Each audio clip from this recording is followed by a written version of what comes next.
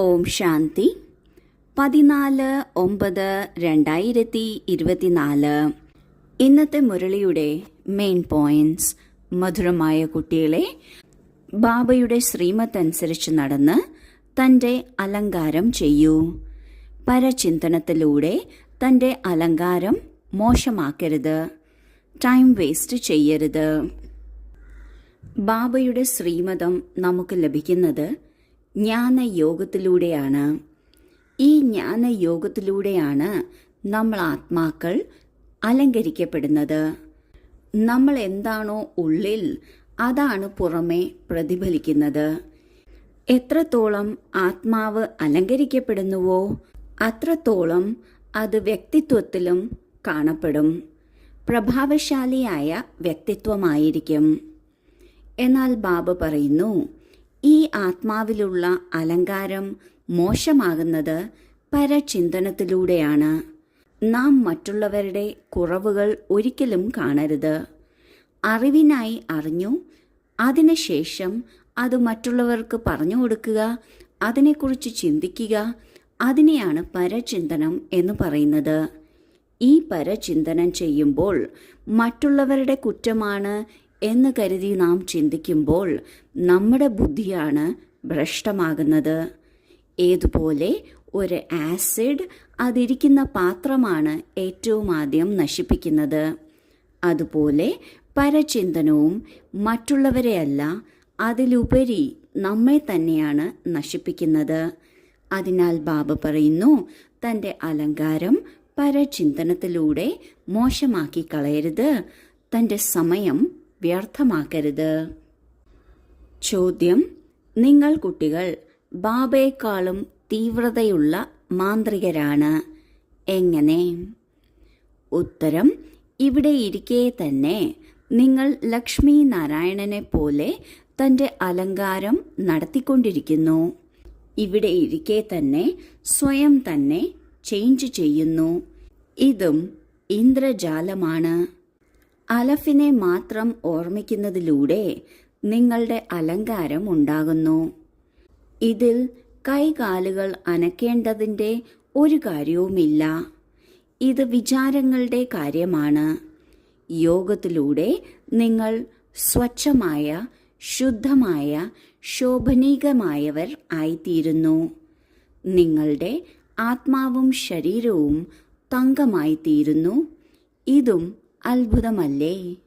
ലോകത്തിൽ ഇന്ദ്രജാലമെന്ന് പറഞ്ഞാൽ കൺമുന്നിലിരിക്കുന്ന ഒന്ന് പെട്ടെന്ന് അപ്രത്യക്ഷമാകുക, അതിനു പകരം മറ്റൊന്ന് വരിക, ഇതെല്ലാമാണ്. ഇവിടെ ഈ സംഗമയുഗത്തിൽ ബാബ ഏറ്റവും വലിയ ഇന്ദ്രജാലക്കാരനാണ്. ബാബ വന്ന് ജ്ഞാനയോഗത്താൽ അസുരനായിരിക്കുന്ന ആത്മാവിനെ ദേവതയാക്കി മാറ്റുന്നു, തനിക്ക് സമാനമാക്കി മാറ്റുന്നു. ഇത് വലിയ ഒരു ഇന്ദ്രജാലമാണ്. അതുകൊണ്ട് ബാബയെ ഇന്ദ്രജാലക്കാരൻ എന്നും പറയുന്നു. എന്നാൽ ബാബ പറയുന്നു, നമ്മൾ കുട്ടികളാണ് ബാബയെക്കാളും മികച്ച ഇന്ദ്രജാലക്കാർ. എന്തുകൊണ്ടെന്നാൽ ഒരിടത്തിരിക്കെ തന്നെ നാം സ്വയം നമ്മെ അലങ്കരിക്കുന്നു. ആ അലങ്കാരം ജ്ഞാനയോഗത്തിൻ്റെതാണ്. ജ്ഞാനത്തിലൂടെയും യോഗത്തിലൂടെയും ആത്മാവ് ശുദ്ധമാകുന്നു. അതിലൂടെ വ്യക്തിത്വം തന്നെ മാറുന്നു, ശ്രേഷ്ഠമാകുന്നു. ഇരിക്കെ നാം നമ്മെ തന്നെ ചേഞ്ച് ചെയ്യുന്നു, പരിവർത്തനപ്പെടുത്തുന്നു. ഈ പരിവർത്തനത്തിലൂടെ മുഴുവൻ ലോകവും പരിവർത്തനമാകുന്നു. ഇത് ഏറ്റവും വലിയ ഇന്ദ്രജാലമാണ്. ബാബയെ ഓർമ്മിക്കുക മാത്രമാണ് നാം ചെയ്യുന്നത്. അതിലൂടെ തന്നെ എല്ലാ അലങ്കാരവും വന്നു ചേരുന്നു. ഇതിൽ കൈകാലുകൾ അനക്കേണ്ടതിൻ്റെയോ അല്ലെങ്കിൽ എന്തെങ്കിലും വലിയ ഒരു പരിശ്രമം എടുക്കേണ്ടതിൻ്റെയോ ആവശ്യം വരുന്നില്ല. ഇത് വിചാരങ്ങളുടെ കാര്യമാണ്. വിചാരമെന്നത് നമ്മുടെ ഉള്ളിൽ നടക്കുന്നതാണ്, മനസ്സിൽ നടക്കുന്നതാണ്. അതിൽ വരുന്ന പരിവർത്തനമാണ് ഈ വിശ്വത്തിലെ ഏറ്റവും വലിയ പരിവർത്തനം. ആ പരിവർത്തനം കൊണ്ടുവരുന്നത് നമ്മൾ കുട്ടികളാണ്. ഈ ജ്ഞാനയോഗത്തിലൂടെ നമ്മൾ ആത്മാക്കൾ വൃത്തിയുള്ളതും ശുദ്ധമായതും അതുപോലെ തന്നെ ശോഭനീകമായതും ആയിത്തീരുന്നു. ഈ ആത്മാവ് മാത്രമല്ല, ശരീരവും തങ്കത്തിന് സമാനമായിത്തീരുന്നു. ശരീരം തങ്കത്തിന് സമാനമാകുക അർത്ഥം ഈ മുഴുവൻ ശരീരവും സത്തോപ്രധാന തത്വങ്ങളാൽ ഉണ്ടാക്കപ്പെടുമ്പോഴാണ് ഇതിനെ തങ്കത്തിന് സമാനം എന്ന് പറയുന്നത്. ഈ ഒരു അത്ഭുതവും നമ്മൾ കുട്ടികൾക്കാണ് സംഭവിക്കുന്നത്. ഇത് ഏറ്റവും വലിയ അത്ഭുതമാണ്. ധാരണയ്ക്കുള്ള മുഖ്യസാരം: 1. മറ്റുള്ള എല്ലാ കാര്യങ്ങളും വിട്ട് ഈ ഒരു സന്തോഷത്തിലിരിക്കണം. നമ്മൾ ലക്ഷ്മി നാരായണനെ പോലെ എങ്ങനെ അലങ്കാരധാരി ആകാം എന്ന്. 2. സ്വയം തന്നോട് ചോദിക്കണം. 1. നമ്മൾ ശ്രീമത്ത് അനുസരിച്ച് നടന്ന് മന്മനാഭവയുടെ ചാവിയിലൂടെ തൻ്റെ അലങ്കാരം നന്നായി ചെയ്യുന്നുണ്ടല്ലോ. 2. തലതിരിഞ്ഞ കാര്യങ്ങൾ കേട്ട് കേൾപ്പിച്ച് അലങ്കാരം മോശമാക്കുന്നില്ലല്ലോ. 3.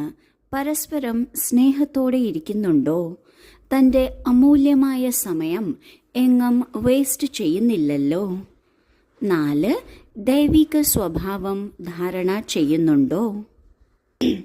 ആദ്യത്തെ പോയിന്റിൽ ബാബ പറയുന്നു, നാം ലക്ഷ്മി നാരായണനെ പോലെ എത്രത്തോളം അലങ്കാരധാരിയായി എന്നത് ചെക്ക് ചെയ്യണം. ലക്ഷ്മി നാരായണൻ സർവഗുണ സമ്പന്നരാണ്, 16 കലാ സമ്പൂർണരാണ്, സമ്പൂർണ്ണ നിർവികാരിയാണ്, മര്യാദ പുരുഷോത്തമരാണ്, അഹിംസ പരമോധർമ്മികളാണ്. ഈ എല്ലാ അലങ്കാരങ്ങളും അല്ലെങ്കിൽ മഹിമയും നമ്മളിൽ എത്തിയിട്ടുണ്ടോ എന്നത് നാം ചെക്ക് ചെയ്യണം. നമ്മൾ മറ്റുള്ള ആവശ്യമില്ലാത്ത കാര്യങ്ങളെല്ലാം വിട്ട് ഈ കാര്യത്തിൽ ശ്രദ്ധ നൽകണം. രണ്ടാമത്തെ പോയിന്റിൽ ബാബ പറയുന്നു, എന്നും സ്വയം ചെക്ക് ചെയ്യണം. നമ്മൾ ബാബയുടെ ഓർമ്മയിലിരുന്ന് നമ്മുടെ അലങ്കാരം നന്നായി ചെയ്യുന്നുണ്ടല്ലോ. അതായത് നമ്മളുടെ എല്ലാ കർമ്മവും ശ്രീമതത്തിനനുസരിച്ചാണല്ലോ. അശ്രദ്ധയിൽപ്പെട്ട് ആലസ്യത്തിൽപ്പെട്ട് അല്ലെങ്കിൽ മറ്റെന്തെങ്കിലും കുറവുകൾക്ക് അടിമയായി അലങ്കാരം മോശമാക്കുന്നില്ലല്ലോ. രണ്ടാമത്തെ കാര്യമാണ്, തലതിരിഞ്ഞ കാര്യങ്ങളിൽ രുചി വയ്ക്കുന്നുണ്ടോ? കേൾക്കുന്നതിനും കേൾപ്പിക്കുന്നതിലും താല്പര്യമുണ്ടോ? ഇങ്ങനെ ഉണ്ടാകുന്നതിലൂടെ നമ്മുടെ അലങ്കാരം മോശമാവുകയാണ്.